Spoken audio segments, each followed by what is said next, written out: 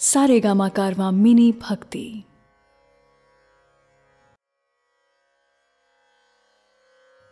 भगवद गीता अध्याय 17 श्रद्धात्रय विभाग योग। दोस्तों, जब भी धर्म संकट आए कि ये काम करूं या ना करूं, तो ऐसे समय में एकमात्र उपाय है कि शास्त्र क्या कहता है, और शास्त्र है भगवद गीता, यानी कि कृष्ण का ज्ञान। वैसे और भी शास्त्र हैं, लेकिन गीता में एक विशेष बात है, और वो ये कि कृष्ण स्वयं भी आपके साथ हैं। नमस्कार दोस्तों, मैं शैलेंद्र भारती भगवद गीता के 17वें अध्याय तक आपके साथ साथ पहुंच गया हूं, जिसका विषय है श्रद्धात्रय विभाग योग। श्रद्धा क्या होती है और उसके कितने प्रकार हैं, यही कृष्ण इस अध्याय में बता रहे हैं।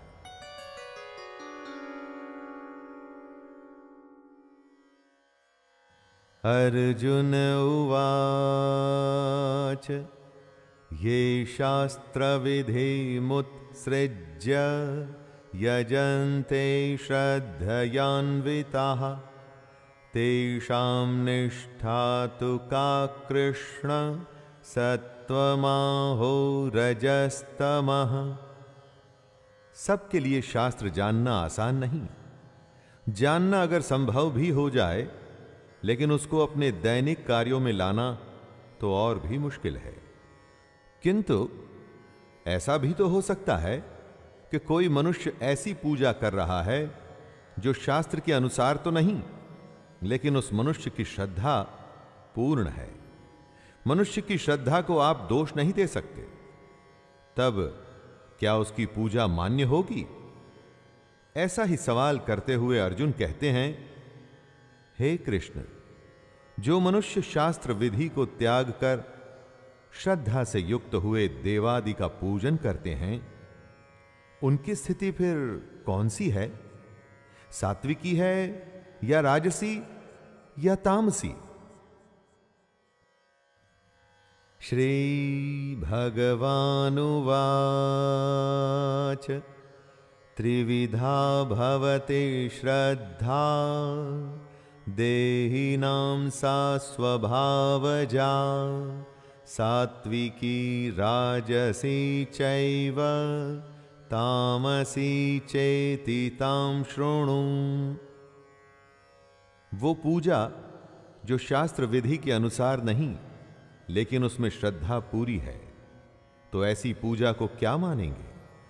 इस प्रश्न का जवाब देते हुए कृष्ण कहते हैं, मनुष्यों की श्रद्धा 3 प्रकार की होती है। श्रद्धा वो होती है जो स्वभाव से उत्पन्न होती है, यानी कि अनंत जन्मों के किए हुए कर्मों के संचित संस्कार से उत्पन्न हुई होती है। ऐसी श्रद्धा को स्वभावजा कहते हैं। ये 3 तरह की होती है, सात्विकी, राजसी तथा तामसी। आपके कर्म आपके संस्कार बनके आपके साथ साथ चलते हैं, और वही आपका स्वभाव भी बनता है। उसी स्वभाव में आपकी श्रद्धा होती है। सत्वानुरूप सर्वस्य श्रद्धा भवति भारत श्रद्धामयोऽयं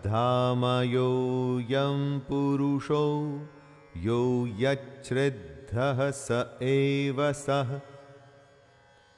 श्रद्धा की परिभाषा बताते हुए कृष्ण कह रहे हैं कि सभी मनुष्यों की श्रद्धा उनके अंतःकरण के अनुरूप होती है।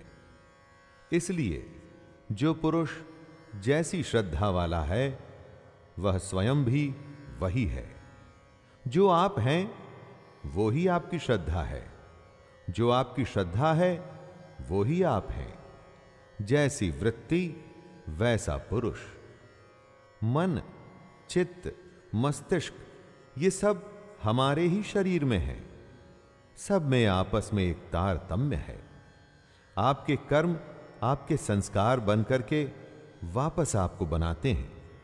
इस तरह से पुरुष में श्रद्धा भी बनती है। जैसी देवी या आसुरी प्रवृत्ति होती है, जिस तरह से 3 प्रकृतियां होती हैं, उसी तरह से श्रद्धा के भी 3 रूप होते हैं। यजन्ते सात्विका देवान् यक्षरक्षांसि राजसाः प्रेतान् भूतगणांश्चान्ये जयन्ते तामसा जनाः। श्रद्धा के रूपों को समझाते हुए कृष्ण तीनों रूपों की पहचान कर रहे हैं। सात्विक पुरुष देवों को पूजते हैं, राजस पुरुष यक्ष और राक्षसों को, तथा अन्य जो तामस मनुष्य हैं वे प्रेत और भूत गणों को पूजते हैं। जिसका जैसा स्वभाव है, जैसी जिसकी प्रवृत्ति है, जैसी जिसकी श्रद्धा है, उसका इष्ट, उसका भगवान भी वैसा ही है। दोस्तों, आप इन 3 प्रकारों को इस तरह से सोच के देखिए। जब आप सिर्फ पैसे के लिए काम करते हुए कुछ भी अपराध करने को तैयार हो जाते हैं, तो आप किसको पूज रहे हैं? और अपने काम को कर्तव्य समझ पूरी निष्ठा और ईमानदारी से जब करते हैं, तो किसको भजते हैं? अशास्त्र विहितं घोरं तप्यन्ते ये तपो जनाः दम्भाहंकार संयुक्ताः कामराग बलान्विताः कर्षयन्तः शरीरस्थं भूतग्राममचेतसः मां चैवान्तः शरीरस्थं तान् विद्यासुरनिश्चयान्। हजारों में से कोई एक ही होता है जो शास्त्र विधि पर न चलने के बावजूद भी सत्य को प्राप्त होता है। ज्यादातर मनुष्य जो शास्त्र विधि से नहीं चलते और अपने ही मन के अनुसार कुछ भी करते हैं, अपने दंभ और अहंकार में वो अपनी कामना को अधिक महत्व देते हैं। अपनी आसक्ति और बल के अभिमान पर वो कुछ भी करने को तत्पर रहते हैं। ऐसे पुरुष आसुरी होते हैं। इस तरह के पुरुष अविवेकी होते हैं, यानी कि सही और गलत में फर्क करने की क्षमता इनमें नहीं होती। ये पुरुष अपने गलत उपवास आदि की वजह से सिर्फ अपने शरीर को ही नहीं सुखाते, बल्कि अपने अंदर मौजूद आत्मा यानी कि कृष्ण को भी परेशान करते हैं। इसमें कोई शक नहीं रह जाता कि ये लोग आसुरी हैं। इसलिए इनकी संगत बहुत ही ज्यादा बुरी होती है। दोस्तों, आहारस्त्वपि सर्वस्य त्रिविधो भवति प्रियः यज्ञस्तपस्तथा दानं तेषां भेदमिमं शृणु। जो जैसा होता है वो ही करता है, और वैसा ही भजन करता है, वैसा ही भोजन भी करता है। आप लोगों के भजन और भोजन के हिसाब से उनकी प्रकृति का पता लगा सकते हैं। भोजन, यज्ञ, तप और दान भी 3 प्रकार के होते हैं। प्रवृत्ति सात्विक, राजसिक और तामसिक होती है। उसी तरह से आपके पूजा पाठ का तरीका या अपना खाना भी 3 तरह का होता है। अपने स्वभाव के अनुसार ही आप अपना जीवन चुनते हैं, और इस जीवन में सब कुछ एक डोर से बंधा होता है, और यह डोर आपका स्वभाव है, जिसमें सब कुछ लगभग एक जैसा ही मिलेगा आपको। जिसे सफाई पसंद है, उसकी हर वस्तु में, सोच में आपको सफाई ही मिलेगी। आयुः सत्व बलारोग्य सुख प्रीति विवर्धनः रस्याः स्निग्धः स्थिराध्यद्या आहाराः सात्विक प्रियाः। कृष्ण ने बताया कि भोजन भी प्रवृत्ति की तरह 3 तरह के होते हैं। इनमें सबसे पहले आता है सात्विक भोजन। ऐसा भोजन अच्छा होता है जो रस युक्त होता है, चिकना और स्थिर, यानी कि स्टेबल रहता है दोस्तों। स्थिर रहने वाला खाना वो होता है जिसका सार हमारे शरीर में बहुत समय तक रहता है, और ऐसा खाने से हमारी आयु, बुद्धि और बल बढ़ता है। इस तरह के भोजन से हम आरोग्यशाली होते हैं, बीमारियों से बचते हैं। ऐसे खाने से सुख और प्रीति बढ़ती है। स्वभाव से ही मन को प्रिय ऐसे आहार अर्थात भोजन करने के पदार्थ सात्विक पुरुष को प्रिय होते हैं। कट्वं ललवणात्युष्ण तीक्ष्ण रुक्ष विदाहिनः आहारा राजस्येष्टा दुःख शोकामय प्रदाः। 3 तरह के खानों के भेद बताते हुए इस श्लोक में कृष्ण राजसिक खाने का भेद बता रहे हैं। क्या होता है राजसिक भोजन? जो खाना कड़वा होता है, खटास से भरा होता है, यानी कि खट्टा होता है, जिसमें भरपूर लवण यानी कि नमक होता है, एकदम गरम, बहुत तीखा और रूखा खाना राजसिक होता है। इस तरह का खाना दुख, चिंता तथा रोगों को उत्पन्न करने वाला माना जाता है। स्वाभाविक है कि राजसिक भोजन राजस पुरुष को पसंद आता है। राजसिक खाने में अति होती है, नमक की, गर्मी की, तीखेपन और रूखेपन की। यातयामं गतरसं पूति पर्युषितं च यत् उच्छिष्टमपि चामेध्यं भोजनं तामसप्रियम्। इस श्लोक में कृष्ण तामसिक खाने को डिफाइन कर रहे हैं दोस्तों। जो भोजन अधपका, रस रहित और दुर्गंध युक्त होता है, यानी कि ठीक तरह से जो खाना पका नहीं होता, जिसमें रस नहीं होता और जिस खाने में से सुगंध न आकर दुर्गंध आती हो, उस खाने को तामसिक माना जाता है। ये सारे गुण बासी और अपवित्र खाने के हैं। तामस पुरुष ही इस तरह के खाने को पसंद करते हैं। अगर राजसिक खाना ही बीमारियों का घर होता है, तो आप समझ सकते हैं कि तामसिक खाने से किस तरह के नुकसान होते होंगे। अफलांकाक्षिभिर्यज्ञो विधिदृष्टो य इज्यते यष्टव्यमेवेति मनः समाधाय स सात्विकः। कृष्ण यज्ञ यानी कि उपासना, पूजा के तरीके को बता रहे हैं। सात्विक यज्ञ किस प्रकार का होता है? जो शास्त्र विधि से नियत है, उसी यज्ञ को करना ही कर्तव्य है। यानी कि अपने मन को नियंत्रित करके फल को न चाह के जो यज्ञ किया जाता है, वो सात्विक है दोस्तों। सिर्फ यज्ञ करना ही सब कुछ नहीं, उस यज्ञ को करते हुए, उस पूजा को करते हुए अपने को भी संयम में रखना है। जो अपनी सांसों की प्राण और अपान वायु को संयमित कर, कंट्रोल कर अपने प्राणों की गति को नियंत्रण में रखते हैं, ऐसे लोग ही सात्विक यज्ञ कर सकते हैं, और ऐसे किए हुए यज्ञ ही सात्विक माने जाते हैं। अभिसंधाय तु फलम दंभार्थमपि चैव यत् इज्यते भरतश्रेष्ठतं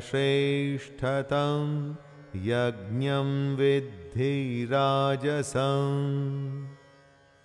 अगर यज्ञ सिर्फ ईश्वर की आराधना, अपने कर्म को उसे समर्पित करने के लिए किया जा रहा है, तो वो यज्ञ, वो पूजा सीधे कृष्ण तक पहुंचती है।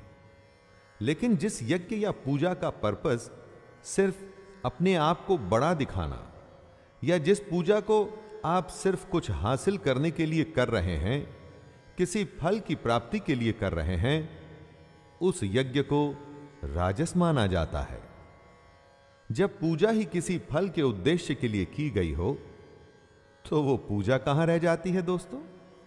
ये तो एक तरह की भगवान से डील हो गई कि हे भगवान, मेरा ये काम कर दो तो मैं इतने सोमवार आपको प्रसाद चढ़ाऊंगा।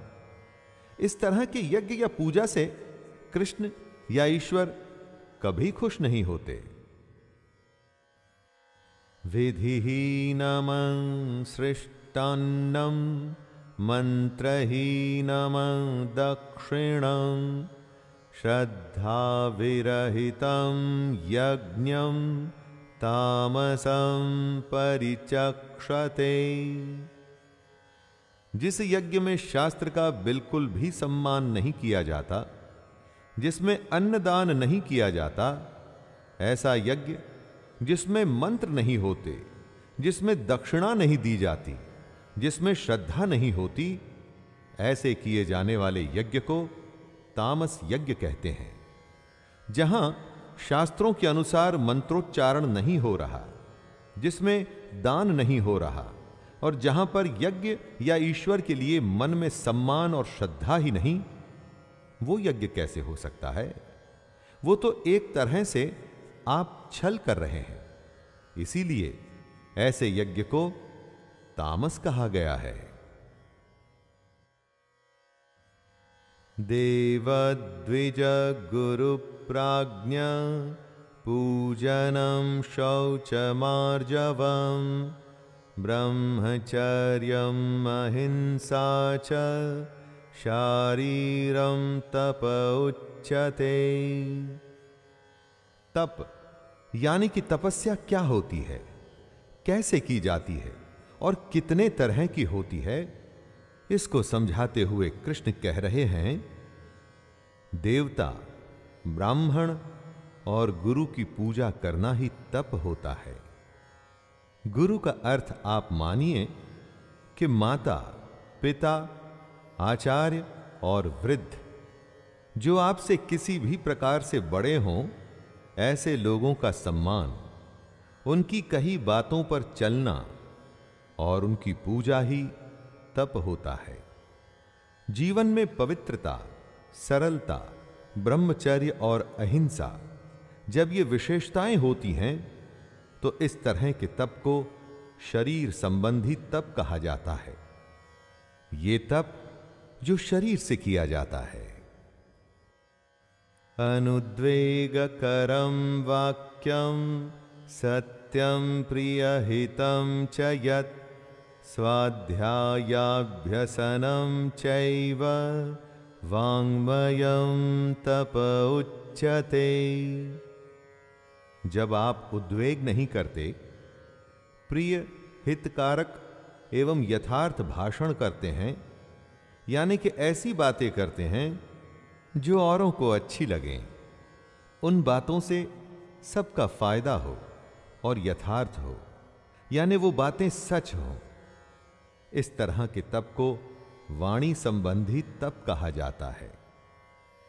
दोस्तों, उद्वेग न करना यानी कि एक्साइट न होना।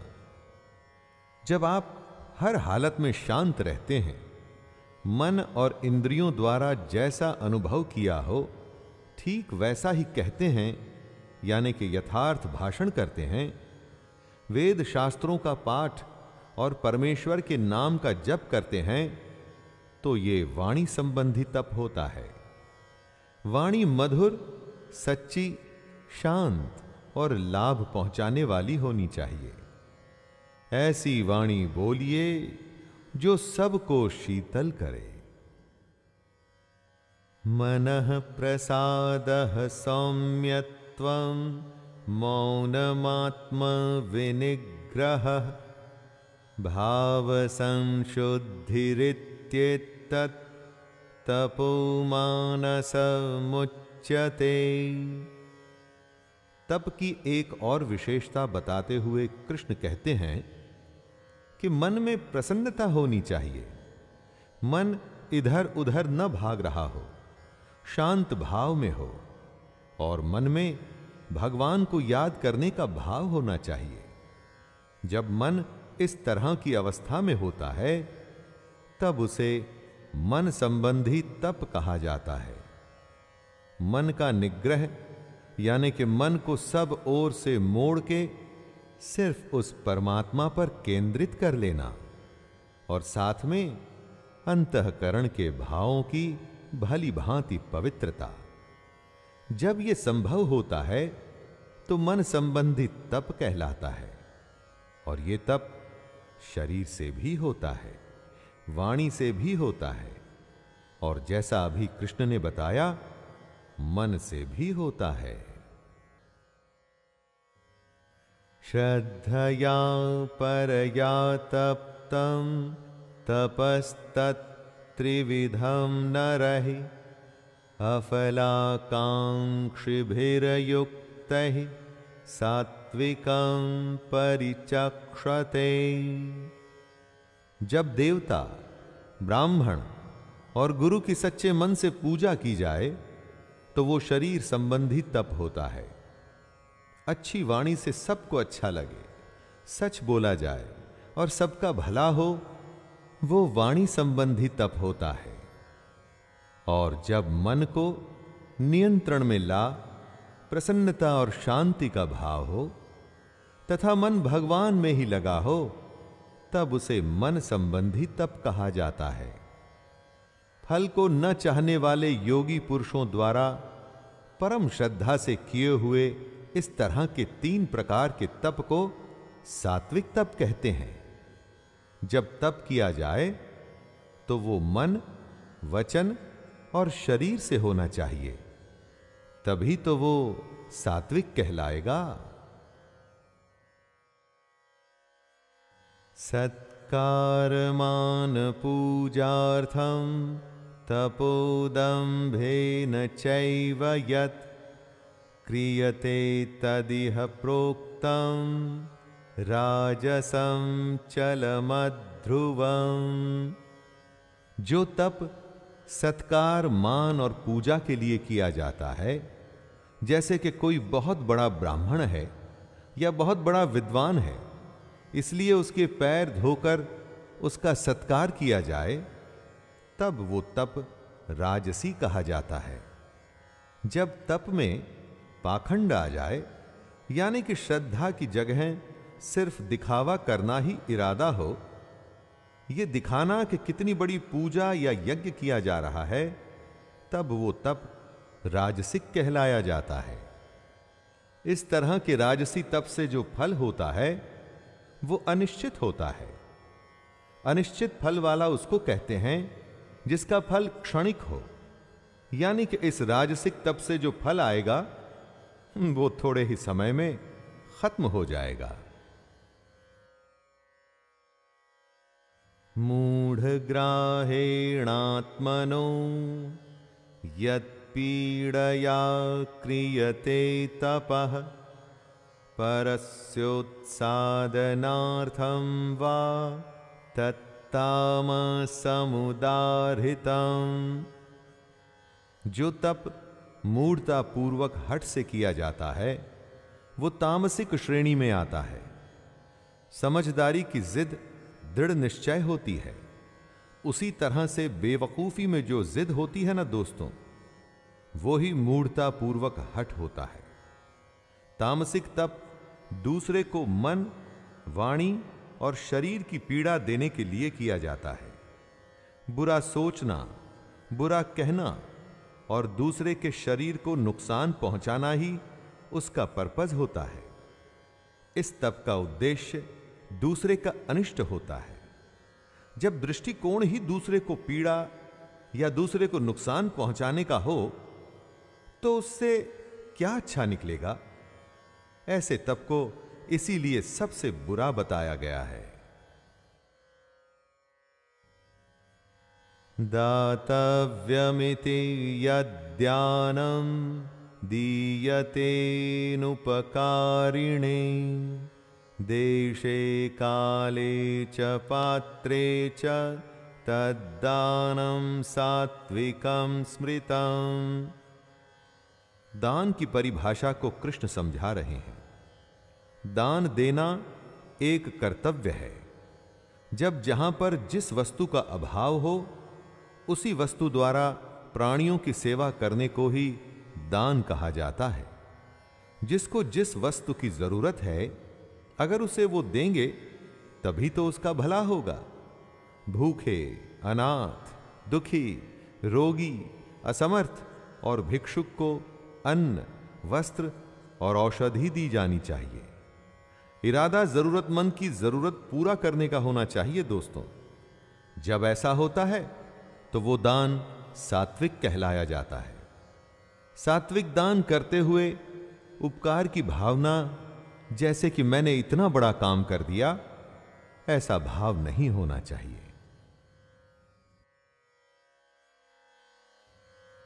यत्तु प्रत्युपकारार्थं फलमुद्दृश्य वा पुनः दीयते च परिक्लिष्टं तद्दानं राजसं स्मृतम्।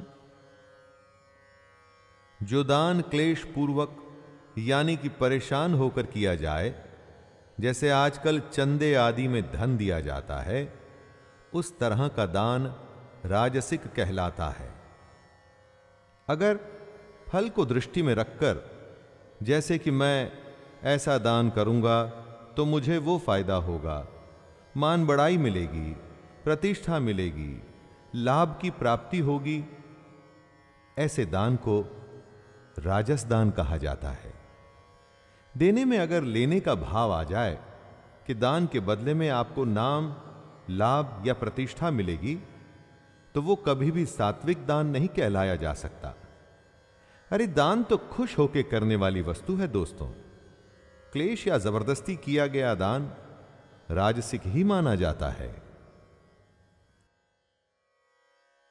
अदेश काले यद्दानम पात्रेभ्यश्च दीयते असत्कृतमवज्ञातं तत्तामसमुदाहृतम्। जब जहां जिस वस्तु की जरूरत न हो वहां पर वो ही वस्तु ऐसे इंसान को दी जाए तो वो दान तामसिक माना जाता है। अगर आप चोर को दान देते हैं तो उसका क्या प्रयोजन हो सकता है? जिस दाम में सत्कार नहीं है, यानी कि बिना सम्मान के जब किया जा रहा है, तब वह दान तामसिक कहा जाता है। ऐसा कहा जाता है कि कुपात्र को यानी कि बुरे आदमी को दान देने से खुद देने वाला ही नष्ट हो जाता है। इसलिए तामसिक दान बहुत ही बुरी चीज है। हमारे अपने जीवन में भी कई बार ऐसा होता है जब बिना सम्मान, बिना जरूरत हम गलत लोगों को दान देते हैं। वो तामसिक दान ही होता है। ओम तत्सदिति निर्देशो ब्रह्मणस्त्रिविध स्मृतः ब्राह्मणास्तेन वेदाश्च यज्ञाश्च विहिताः पुरा। यज्ञ, दान और तप को सद्गुण संपन्न बनाने के लिए, यानी कि यज्ञ, दान और तप को सभी गुणों से संपन्न करने के लिए 3 तरह के निर्देश दिए गए हैं। ओम, तत् और सत, ये तीनों सच्चिदानंद घन ब्रह्म के नाम हैं। निर्देश उसको कहा जाता है दोस्तों जिससे कि कोई वस्तु बतलाई जाती है। यज्ञ, दान और तप को बताने के लिए ब्रह्म के इन 3 नामों का इस्तेमाल किया जाता है और वे हैं ओम, तत् और सत। इसके पीछे भी वजह है दोस्तों। क्योंकि सृष्टि के आदि काल में ब्राह्मण और वेद तथा यज्ञादि ओम, तत् और सत से ही रचे गए। ओम, तत् और सत उस ब्रह्म की तरफ इशारा करते हैं और उनका संकेत भी देते हैं। तस्मादोमित्युदाहृत्य यज्ञदान तपः क्रियाः प्रवर्तन्ते विधानोक्तः सततं ब्रह्मवादिनाम्। ओम, तत् और सत की महिमा बताते हुए कृष्ण समझा रहे हैं कि यज्ञ, ब्राह्मण और वेद ओम से ही पैदा हुए हैं। यही वजह है कि वेद मंत्रों का उच्चारण ओम से शुरू किया जाता है। श्रेष्ठ पुरुषों की शास्त्र विधि से नियत यज्ञ, दान और तप रूप क्रियाएं सदा ओम यानी कि परमात्मा के नाम के उच्चारण करके ही आरंभ होती है। ओम शब्द की बहुत बड़ी महिमा है। इसे नाद स्वर, ब्रह्मनाद यानी कि बिग बैंग के समय होने वाली ध्वनि भी कहा गया है। दोस्तों, ओम ही हमारी सबसे बड़ी सच्चाई है। ओम ही हमारी आत्मा है। तदित्यनभिसंदाय फलं यज्ञ तपः क्रियाः दान क्रियाश्च विविधाः क्रियन्ते मोक्षकांक्षिभिः। ओम, तत् और सत को समझाते हुए कृष्ण इस श्लोक में तत् के बारे में बता रहे हैं। तत् का अर्थ होता है वह, यानी कि वह परमात्मा ही सब कुछ है। तत् शब्द परमात्मा के लिए समर्पण सूचक है, अर्थात आप अपने सारे कर्म, सारे कर्तव्य, अपनी पूजा, अपनी श्रद्धा तत् यानी कि परमात्मा को ही समर्पित करें। तत् का अर्थ ये सब उसी का है। जो सब कुछ उसी का है तो सब कुछ जाएगा भी उसी को ना दोस्तों। इसी भाव को मन में रखते हुए और फल को न चाहते हुए श्रेष्ठ पुरुष यज्ञ, तप और दान करते हैं। सद्भावे साधु भावे च सदित्यतत् प्रयुज्यते प्रशस्ते कर्मणि तथा सच्छब्दः पार्थ युज्यते। जो सच है, सत्य है, वो हमेशा के लिए होता है। सत्य कभी बदलता नहीं। बात को कितनी भी घुमाई जाए, फिराई जाए, फिर भी सत्य तो सत्य रहता है। इसी सत्य को कृष्ण समझा रहे हैं कि ये क्या होता है। सत्य परमात्मा का ही नाम है, जो सत्य भाव में, श्रेष्ठ भाव में प्रयोग किया जाता है। क्यों? क्योंकि उस परमात्मा से बड़ा सच और है भी क्या? कुछ भी तो नहीं। जब भी कोई अच्छा काम, उत्तम कर्म किया जाता है तो उसमें भी सत शब्द का प्रयोग किया जाता है। सच के लिए जो भाव है वो ही सत है। इसीलिए आप सच का सम्मान करना सीखिए दोस्तों। सच को अपने हिसाब से बदलिए मत। यज्ञे तपसि दाने च स्थितिः सदिति चोच्यते कर्म चैव तदर्थीयं सदित्यवाभिधीयते। जब परमात्मा सबसे बड़ा सच है तो उसको प्राप्त करने के लिए जो काम किए जाते हैं, उत्तम कार्य, वो भी सच ही हुए ना। यानी कि यज्ञ, तप और दान में जो स्थिति होती है उसे भी सत ही कहा जाता है। यज्ञ, तप और दान ऐसे कार्य हैं जो परमात्मा तक आपको ले जाने का काम करते हैं। इसीलिए उनसे होने वाली स्थिति सत होती है। सच्चे मन से यज्ञ या तप या दान जब भी किया जाता है, अपने हर कर्म को उसी परमात्मा को सौंप दिया जाता है। कर्ता खुद को न मान अपने पर घमंड किए बिना जब आप परमात्मा की तरफ बढ़ते हैं तो वो सत ही कहलाता है।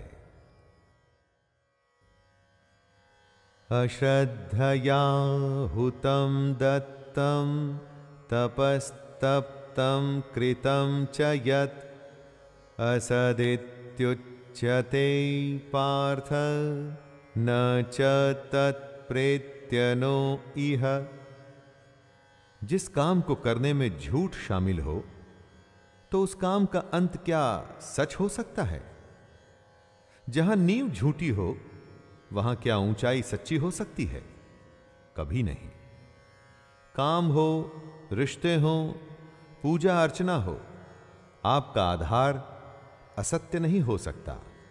जब यज्ञ या तप या दान किसी फल के इरादे से लोभ की वजह से किया जाता है, जब काम करने में श्रद्धा नहीं होती और मंतव्य कुछ और ही होता है, तो इस तरह के सारे काम, सारी क्रियाएं सब असत कही जाती हैं। सत से ठीक उल्टा होता है असत। ऐसे झूठे काम न तो इस लोक में लाभदायक होते हैं और ना ही मरने के बाद।